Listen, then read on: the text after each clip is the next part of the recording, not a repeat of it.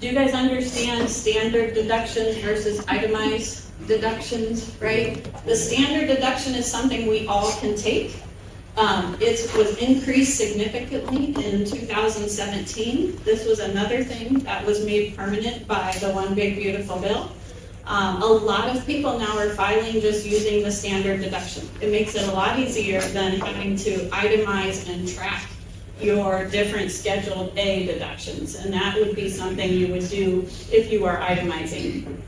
Right now, if you're a married couple, for example, in 2025, you'll be able to deduct $31,500 right off the top of the income that you're reporting.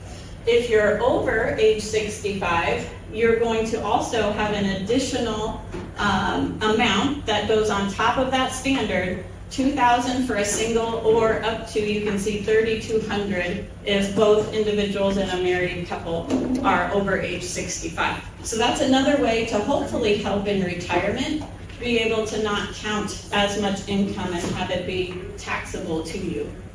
Itemizing, like I said, before you would actually itemize, you would have to have enough expenses, mortgage interest, property interest, things like that. They would have to add up to over that amount before you would even be considering itemizing.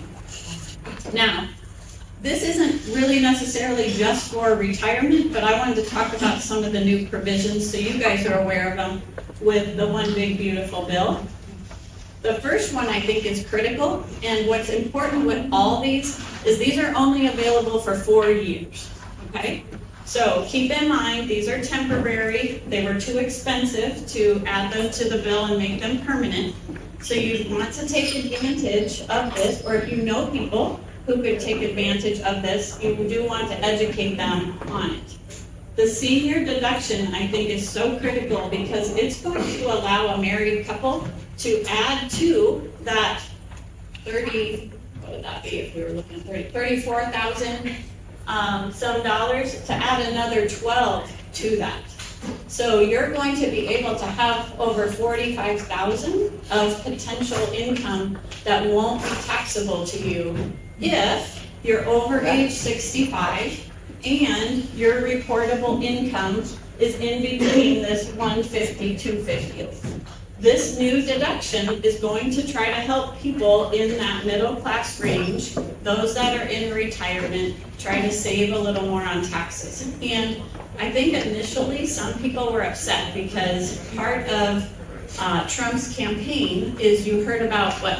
No tax on tips, no tax on overtime, and no tax on what? Social Security, right?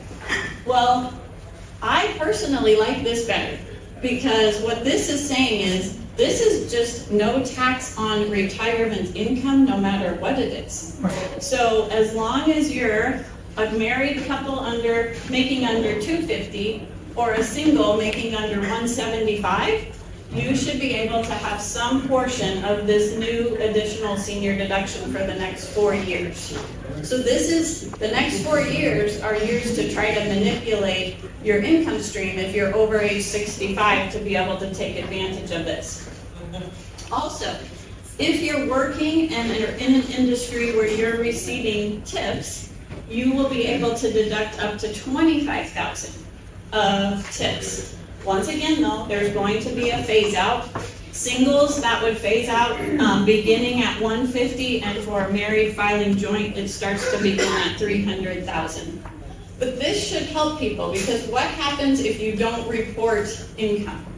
I know you don't have to pay taxes, but what could happen to Social Security benefits if you're not paying in and reporting income?